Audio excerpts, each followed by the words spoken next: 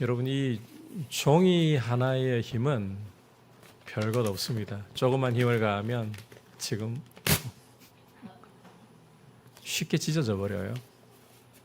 그런데 이 종이가 아주 견고하고 단단한 바위를 뒤에 받치고 있다.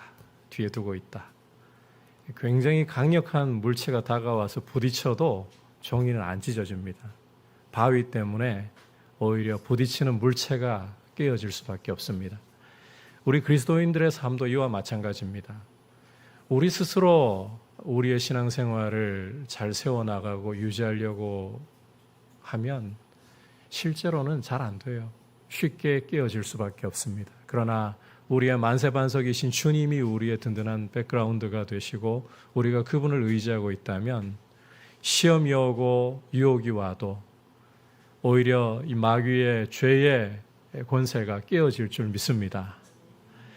앞서 히브리서 기자는 시편 95편을 인용하면서 우리에게 경고와 도전을 주었습니다.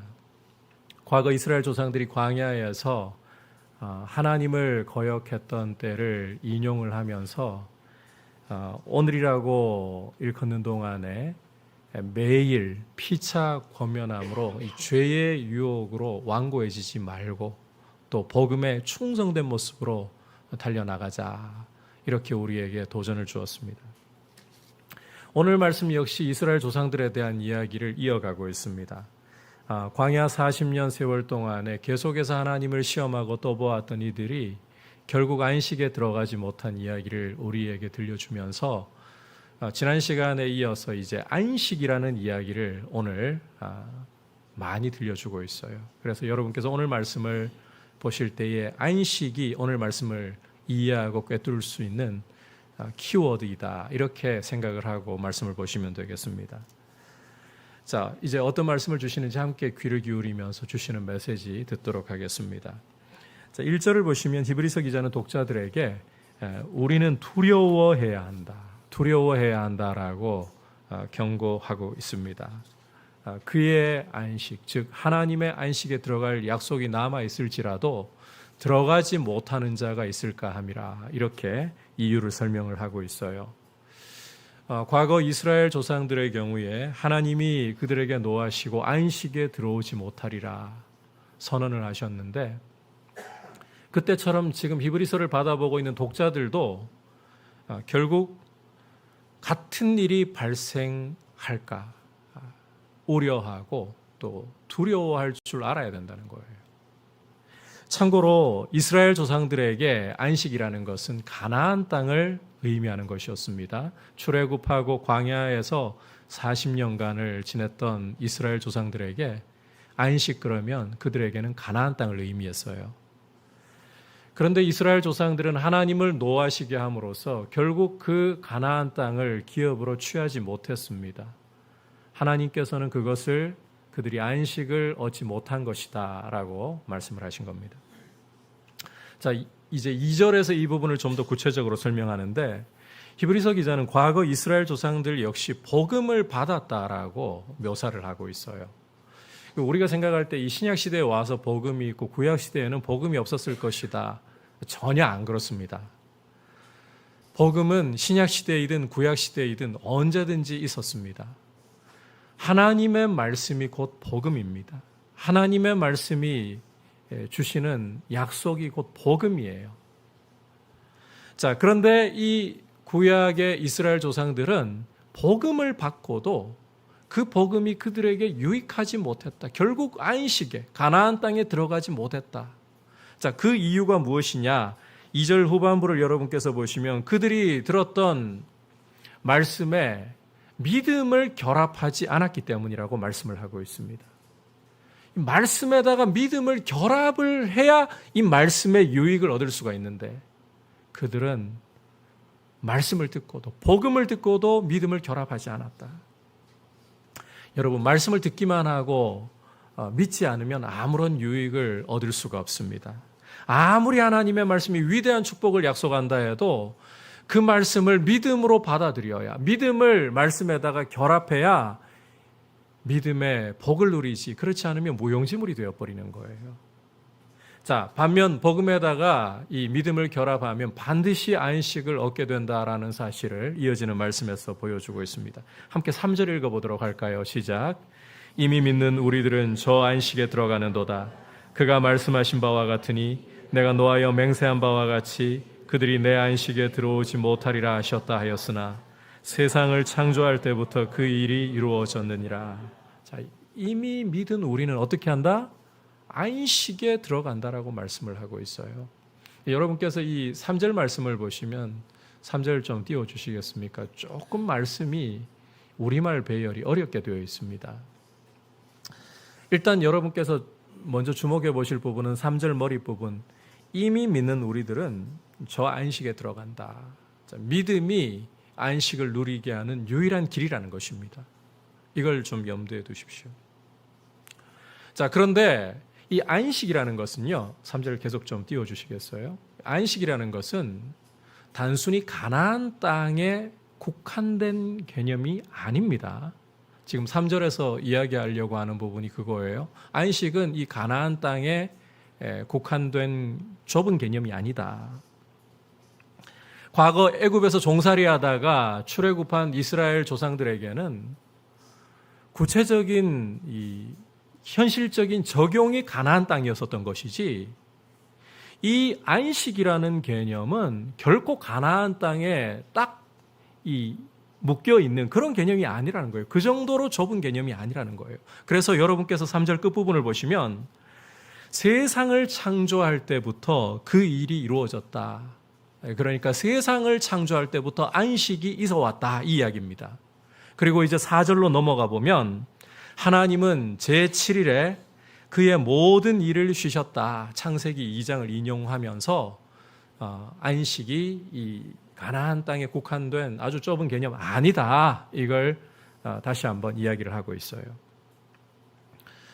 그러니까 하나님께서 6일 동안 세상을 창조하시고 7일째 쉬신 것, 바로 이게 그 안식에 대한 기원이라는 거예요. 안식의 의미를 알 수 있는 부분이라는 거예요. 자, 이 부분을 우리가 좀 더 잘 이해하기 위해서 질문을 하나 던져봅니다. 여러분, 하나님께서 왜 7일째 쉬셨을까? 왜 7일째 쉬셨을까? 6일 동안에 하나님께서 온 천지 만물을 창조하셨잖아요. 특히 그 4일째 될 때에는 하나님께서 이 빛 가운데에다가, 빛이라는 터 가운데다가 하늘의 해와 달과 별들, 우리 과학 기술로 과연 저 끝없이 펼쳐진 우주를 다 헤아릴 수 있습니까? 없잖아요. 그 정도로 광대한 우주를 창조하셨어요. 그렇게 힘을 쏟아부으셨으니까 하나님께서도 힘이 좀 많이 소진이 돼가지고 힘을 보충하실 필요가 있고, 너무 피곤하셔서 쉬실 필요가 있어서 7일째 쉬셨냐? 바로 이 질문 좀 던져봐야 된다는 거예요. 결론부터 말씀드리면 하나님께서는 결코 피곤하시거나 쉼이 필요하신 분이 아닙니다. 왜냐하면 이사야 40장 28절과 29절에서 이렇게 외치고 있기 때문입니다. 함께 읽어보겠습니다. 시작. 영원하신 하나님 여호와 땅끝까지 창조하신 이는 피곤하지 않으시며 곤비하지 않으시며 명철이 한이 없으시며 피곤한 자에게는 능력을 주시며 무능한 자에게는 힘을 더하시나니. 자, 영원하신 하나님 여호와 땅끝까지 창조하신 이는 뭐라고 말씀하고 있습니까? 피곤하지 않으시다. 곤비하지 않으시다. 그리고 오히려 피곤한 자에게, 무능한 자에게 힘과 능력을 더해 주시는 분이시다. 따라서 하나님이 7일째 쉬신 것은 창조의 힘을 쏟아붓다 보니까 힘이 빠져서나 피곤해서가 아니시라는 거예요. 그러면 왜 7일째 하나님이 쉬셨을까? 피곤하지도 않는 분이, 능력이 쇠하지도 않는 분이 왜 쉬셨을까? 자, 우리는 이 부분을 완성이라는 견지에서 이해를 해야 합니다. 완성하셨기 때문에 쉬신 거예요. 자, 우리가 어떤 일을 하다가 마무리를 못했습니다. 또 어떤 문제가 발생하고 해결이 안 됐습니다. 그러면 여러분, 쉰다고 해서 제대로 쉴 수가 있나요? 제가 문제가 터져 보니까요, 문제 해결 다 될 때까지는 마음속에 그 문제를 어떻게 해결해야 되나 계속 염려가 일어나고 고민이 일어나고 쉬지를 못해요. 몸은 쉴 수 있을지언정 마음은 못 쉬어요. 어떤 일을 하다가 꼭 좀 해야 하는 일인데 그 다 완성을 못한 채 내버려 둘 경우에 내버려 두어도 그게 계속해서 마음을 찝찝하게 만들고 계속 괴롭혀요. 그러니까 이 육체와 마음이 온전하게 쉴 수 있으려면 완성이 되어야 한다는 겁니다.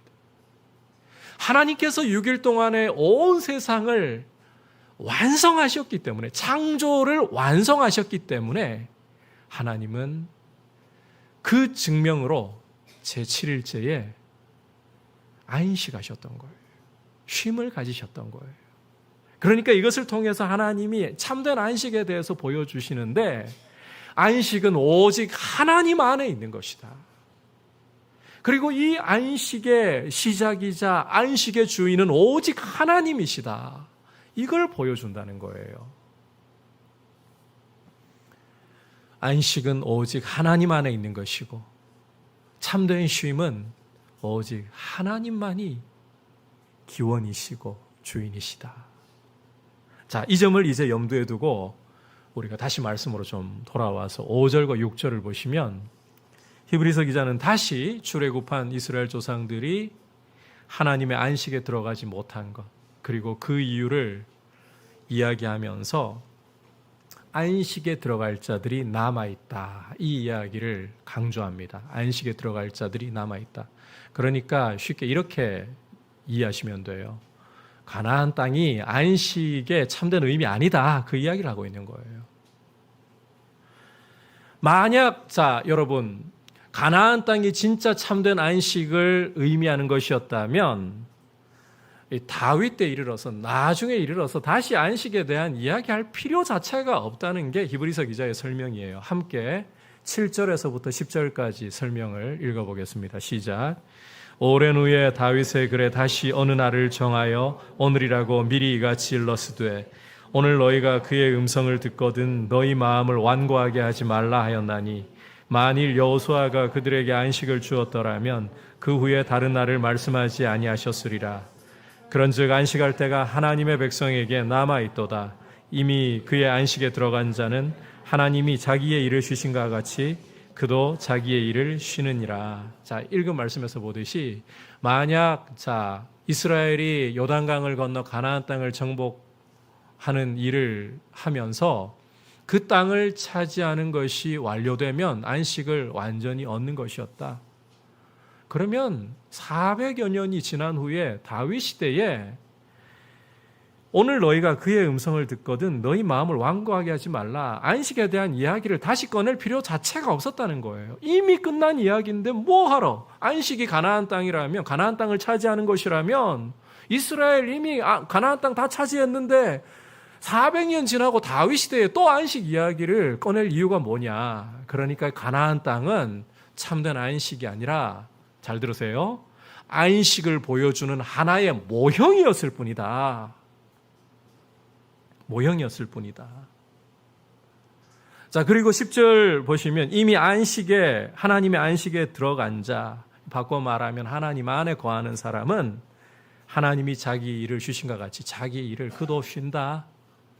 결국 잘 들으셔야 돼요. 이 안식이라는 것은 믿음으로 하나님 안에서 누리는 축복, 믿음으로 구원의 은혜 안에서 누리는 축복을 가리키는 거예요. 간단하게 이야기하면 구원이 곧 안식이라는 것입니다.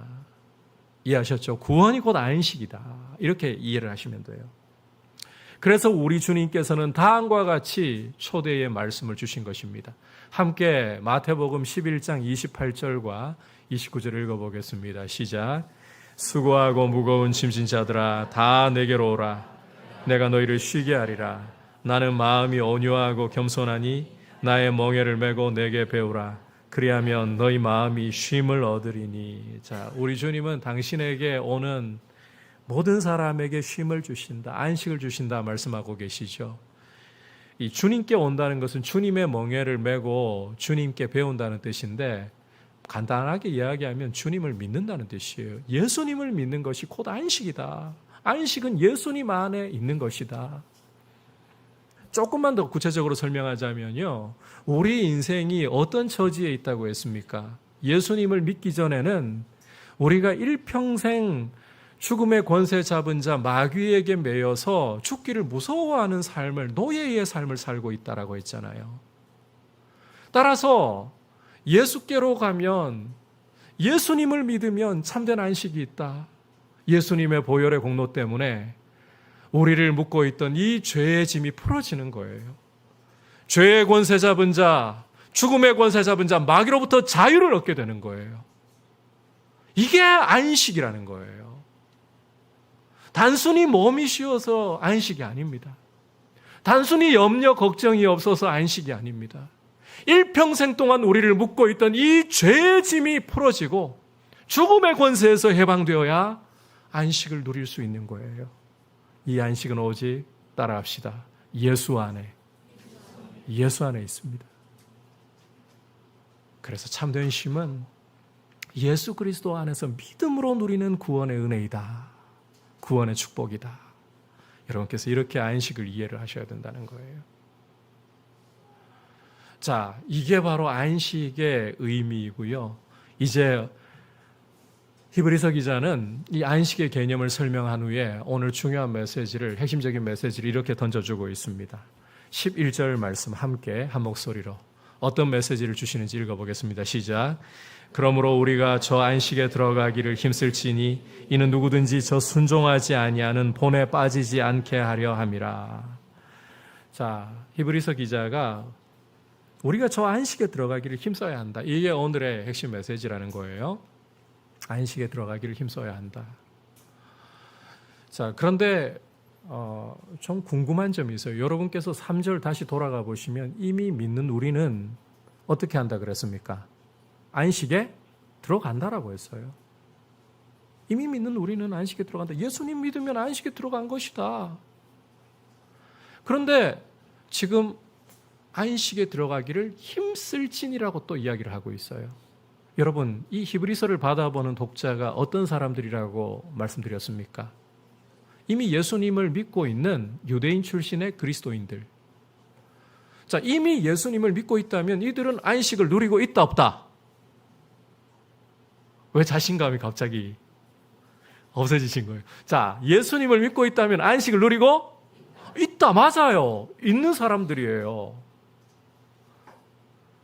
자, 그런데 이들에게 이미 안식에 들어갔는데 왜 또 안식에 들어가기를 힘쓸지니 이렇게 메시지를 던져주면서 강조하느냐는 겁니다. 이미 안식에 들어가 있는데, 자, 이 두 가지 면에서 이 이유를 살펴봐야 되는데, 첫 번째는 이미와 아직이라는 이 아직 조화되지 않은 부분 때문에 안식에 들어가기를 힘써라, 이 메시지를 주는 거예요. 여러분, 우리가 예수님을 믿고 구원을 얻었지만 우리 구원은 아직 완성되지 않았습니다. 예수님을 믿음으로 이미 구원을 받았지만 아직 구원의 완성에 이른 게 아닙니다. 우리 구원이 완성되는 때가 언제입니까? 우리 주님께서 나팔 소리와 천사장의 호령과 함께 구름 타고 이 땅에 심판주로 다시 오셔서 모든 죄와 사망 권세를 멸하시고 하나님의 나라를 완성하실 그때 우리의 구원이 완성되는 거예요. 여러분, 안식이 어떤 개념이라고 했습니까? 믿음으로 누리게 되는 구원의 복이라고 했잖아요. 따라서 구원이 아직 완성되지 않았다면 이미 예수 안에서 안식을 얻었지만 안식 또한 완성되지 않았다는 겁니다. 여러분, 예수를 믿고 난 이후에 우리가 죄로부터 자유함을 얻었어요. 로마서 6장을 여러분께서 읽어보시면 우리는 죄에서 자유함을 얻고 하나님의 은혜 아래 복을 누리고 있습니다. 자유를 누리고 있습니다. 그럼에도 불구하고 이 육체 안에는 죄가 남아서 우리를 계속해서 끊임없이 유혹하고 공격해 오고 있어요. 죄가 없어진 게 아니라 죄와의 관계가 바뀐 거예요. 이전에는 우리가 죄의 노예였으나 이제는 죄로부터 자유하고 죄와 원수가 된 거예요. 죄는 우리 몸에 남아 있어요. 그래서 주님 다시 오실 때까지, 우리가 주님 앞에 설 때까지 죄는 계속해서 우리를 공격해 옵니다. 싸움 중에 있다는 말이에요. 여러분, 전쟁 중에 있는데 완전한 안식이 있습니까? 죄가 우리를 호시탐탐 노리고 마귀가 우리를 우는 사자같이 삼키려고 덤비고 있는데 완전한 안식이 있냐고요? 싸움 중인데 이제 무기를 버려도 되느냐고요? 따라서 우리는 이미 안식을 그리스도 안에서 얻었으나 아직 안식의 완성에 이른 게 아니라 전쟁 중이에요. 영적인 전쟁 중이에요. 안식에 들어가기를 힘쓸지니. 어떤 의미인지 이해하시겠죠? 자, 두 번째로 이 지상의 교회 안에는 알곡과 가라지가 있다는 의미에서 안식에 들어가기를 힘쓰라고 권유하지 않을 수가 없습니다. 여러분, 똑같이 우리가 모여서 예배를 드리고 하나님 앞에 성도로서 교제를 나누고 있다 해도 지상의 교회의 현실은 알곡과 가라지가 공존합니다. 여러분께서 마태복음 13장을 읽어보시면 천국 비유들을 우리 주님이 말씀하시는데 한 비유의 내용이 이렇습니다. 주인이 자신의 밭에다가 알곡을 뿌렸어요. 그런데 자고 있는 사이에 원수가 와서 가라지를 뿌려놓은 겁니다. 자, 이제 이 씨가 자라서 싹을 틔우고 마침내 이삭이 날 무렵이 되었어요. 종들이 가보니까 이거 분명히 알곡을 뿌려뒀는데 가라지가 섞여 자라고 있는 거예요. 종들이 주인에게 가서 주인이여, 분명히 알곡 뿌리셨는데 가라지가 원수가 와서 뿌렸구나. 그러니까 종들이 저걸 가만둬서 되겠습니까? 뽑아버려야 하지 않습니까? 그러자 주인이 말립니다. 가만두라.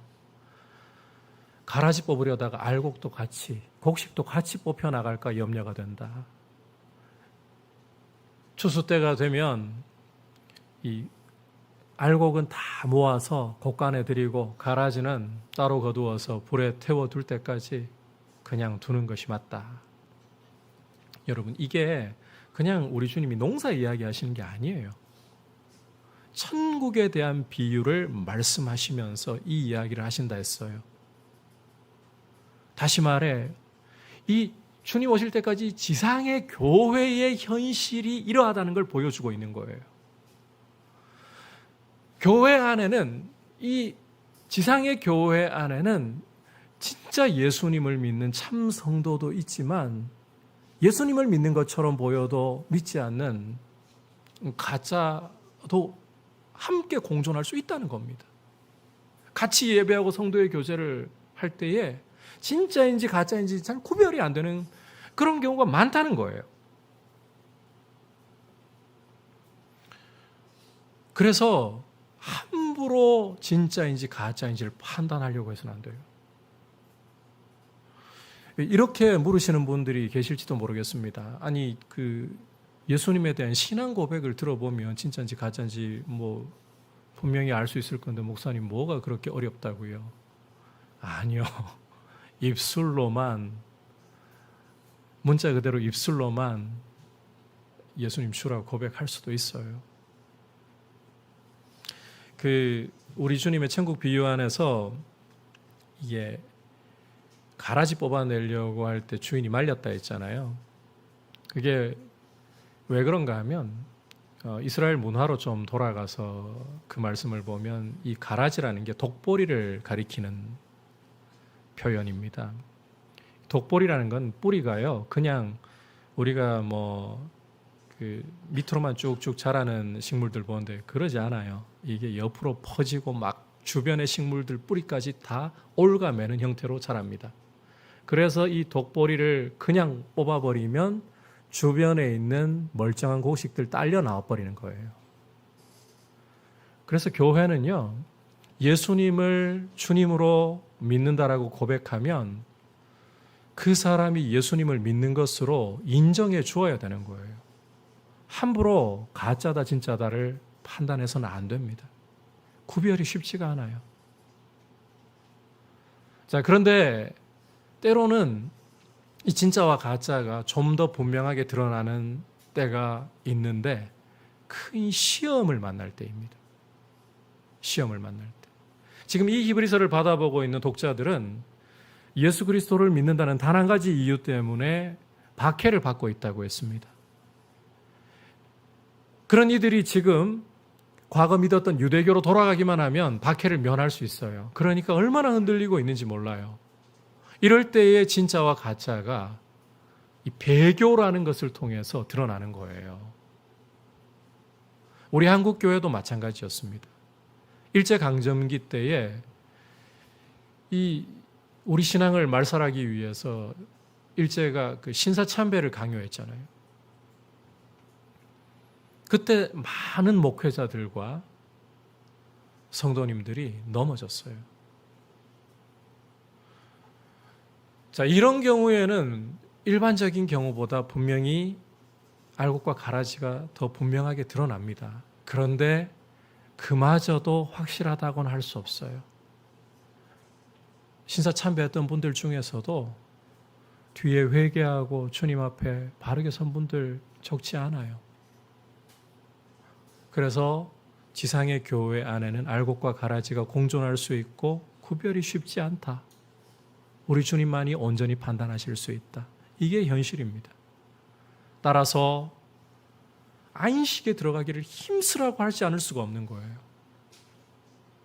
왜냐하면 우리 주님이 가라지들도 예수님을 믿기만 하면 알곡으로 바꾸실 수 있거든요. 그러하기 때문에 안식에 들어가기를 힘쓰라. 자, 안식에 들어가기를 힘써야 한다는 게 오늘 중요한 메시지인데 두 가지 면에서 그렇다 했죠. 첫 번째는 이미와 아직 사이에 있기 때문에 이미 예수님을 믿으면 안식에 이르게 되지만 그러나 우리 안에 죄와 사망 권세와의 이 싸움이 있기 때문에 아직은 우리가 싸움을 멈출 때가 아니다. 또 한 가지는 지상의 교회 안에는 알곡과 가라지가 공존할 수 있기 때문에 계속해서 안식에 힘쓰라는 이 권면과 도전을 멈추어서는 안 된다.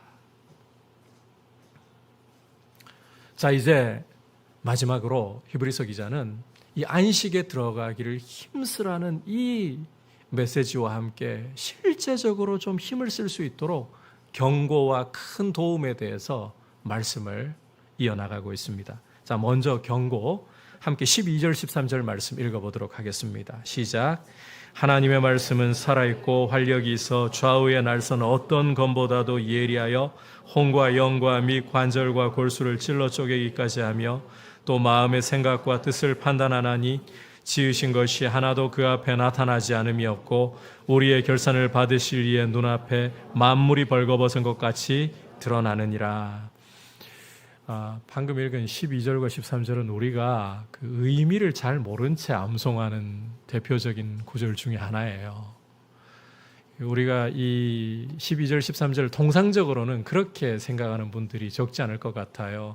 하나님의 말씀은 좌우의 날선 검과 같이 예리하여 관절과 골수와 우리의 폐부까지 다 찔러 쪼갠다 그러잖아요.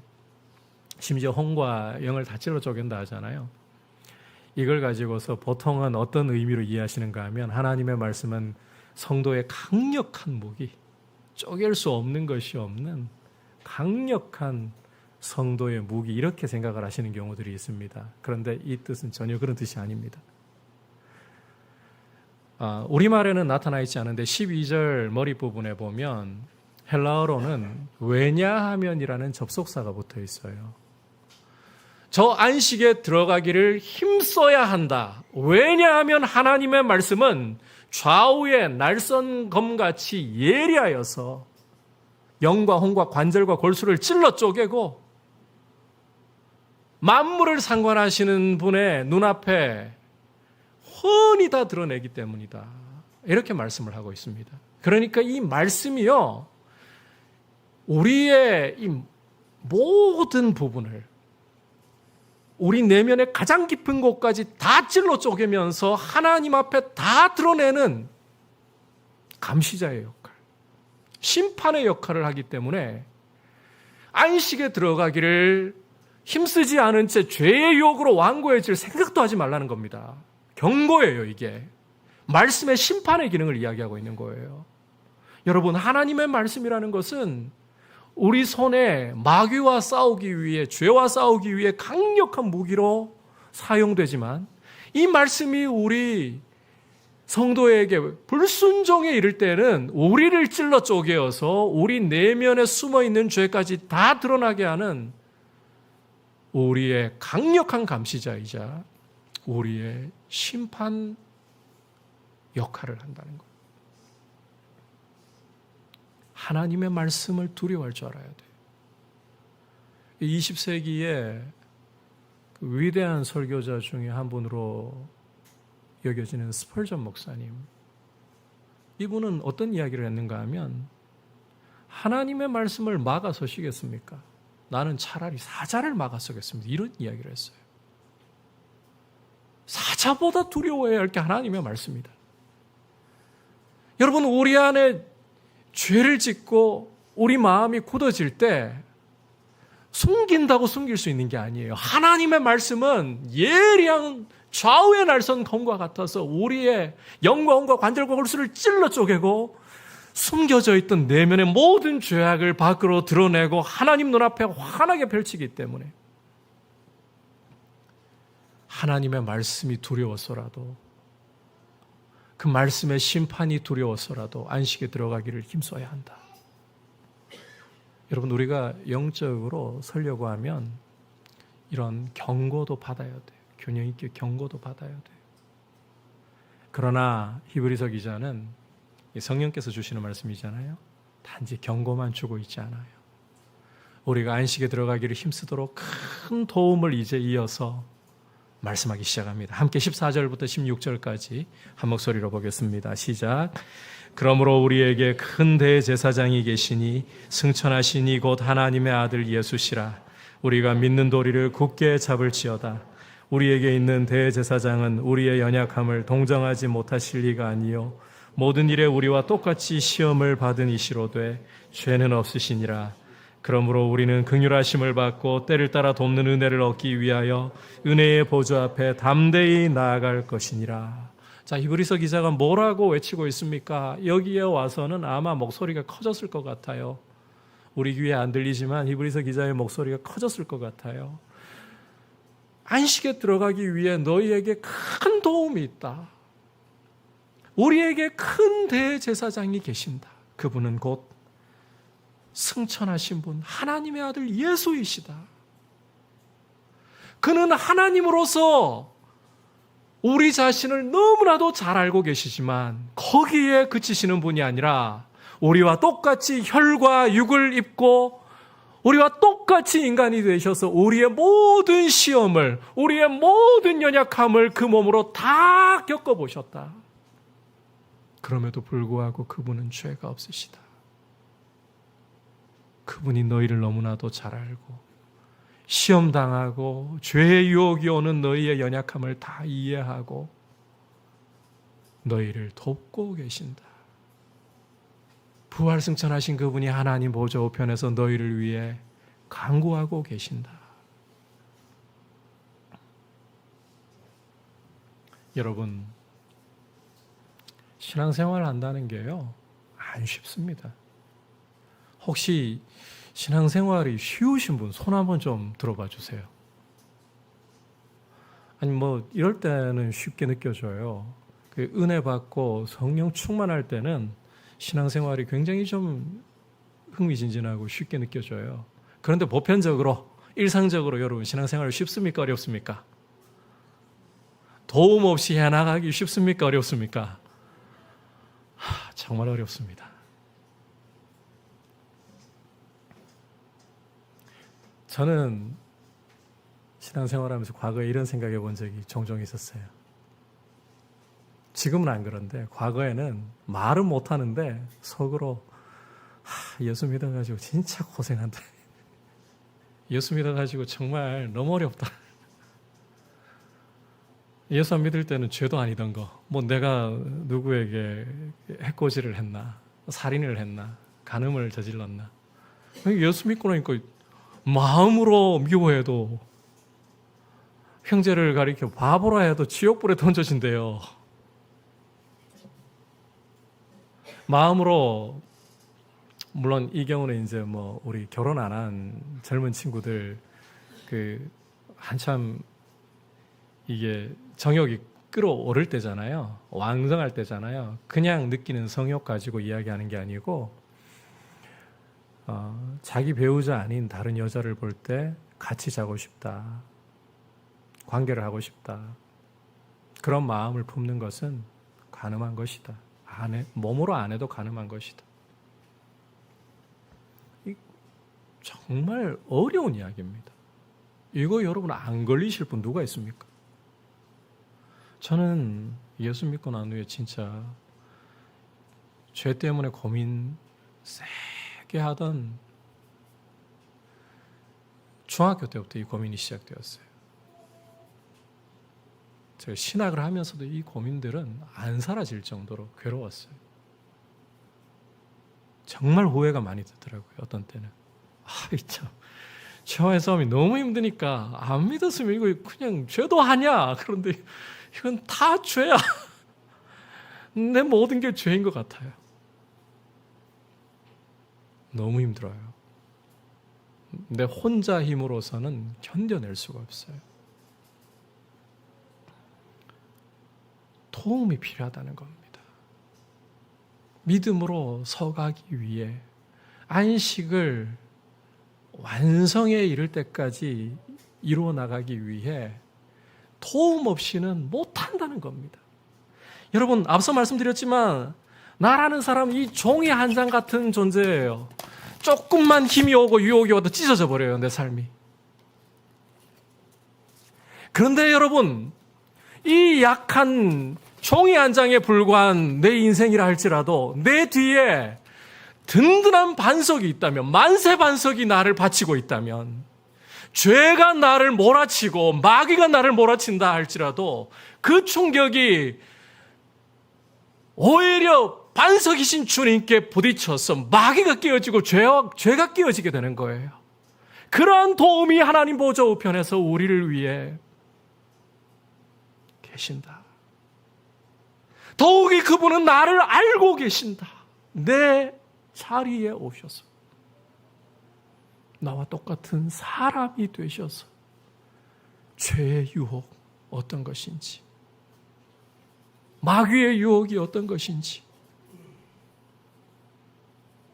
권세의 유혹이 어떤 것인지, 주님의 유혹이 어떤 것인지 다 겪어보셨다. 그리고 그것을 이기신 분이시다. 그분이 너희를 위해 십자가에서 보혈 흘려 죄값을 치르시고 이제는 부활승천하셔서 하나님 보좌 우편에서 도와주고 계시지 않느냐. 혼자서 힘들지. 그분이 너희를 응원하고 간구하고 계셔. 그러니 이제 너희는 너희 힘으로 하려고 하지 말고 담대히 은혜의 보좌 앞으로 나와서 하나님께로부터 긍휼하심과 때에 맞는 은혜를 구함으로 앞으로 나아가라, 이 말씀을 하고 있는 거예요. 여러분, 우리 힘으로는 안 돼요. 약한 종이와 같을 뿐이에요. 그러나 만세반석이신 우리 주님이 보좌 우편에서 우리를 위해 간구하고 우리를 지지하고 계십니다. 따라서 우리가 하나님 아버지 앞에 나아갈 때에, 은혜의 보좌 앞에 나아갈 때 여러분 거절당하지 않습니다.